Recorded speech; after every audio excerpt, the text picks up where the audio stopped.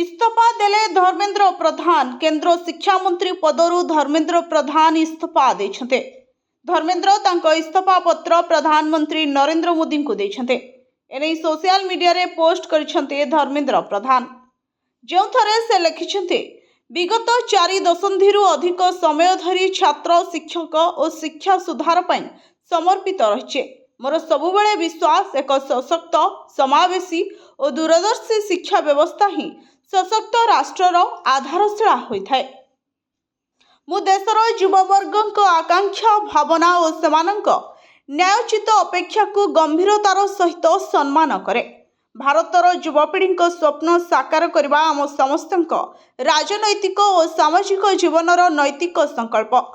आदरणीय प्रधानमंत्री दूरदर्शी नेतृत्व में देशर सेवा पाई सुजोग मिलिथिला। सेथिपाई मु प्रधानमंत्री निकट रे कृतज्ञता ज्ञापन करुछि बोली केंद्र मंत्री धर्मेंद्र प्रधान लिखिसन्ते। 2026 मे 3 रे नीट यूजी परीक्षा रे अनियमितता होइथिबा जणा पड़िथिला।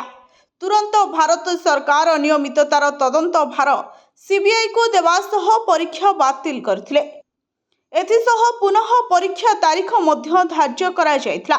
एथिसह आसंता वर्षरू एही परीक्षा सीबीटी मोड रे करबाकू निष्पत्ति निया जायथिला।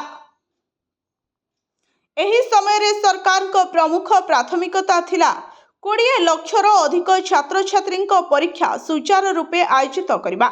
सरकार एकाठी काम करथिले। केंद्र सरकार को सह राज्य सरकार, जिला प्रशासन गुरुत्वपूर्ण भूमिका निर्वाह करथिले। छात्र छात्री, अभिभावक और माता पिता सहयोग रे 2026 जून 21 रे एही परीक्षा होइथिला।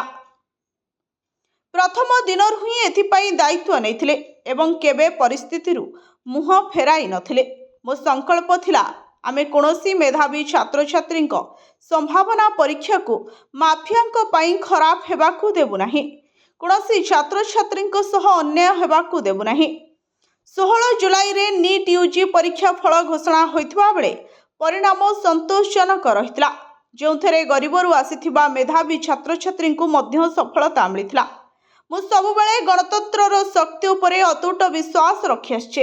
युववर्गक आकांक्षा, स्वप्न और अपेक्षा को गभीर भावे सम्मान करि आछे। यह केवल भारतर भविष्य नुहे, बरं एक नुआ और विकसित भारतर बाहक, निर्माता और भविष्यतर शिल्पकार अटंते। भारतर युवशक्ति ही देशर प्रकृत शक्ति अटंते। ब्यूरो रिपोर्ट, स्वर्ण न्यूज।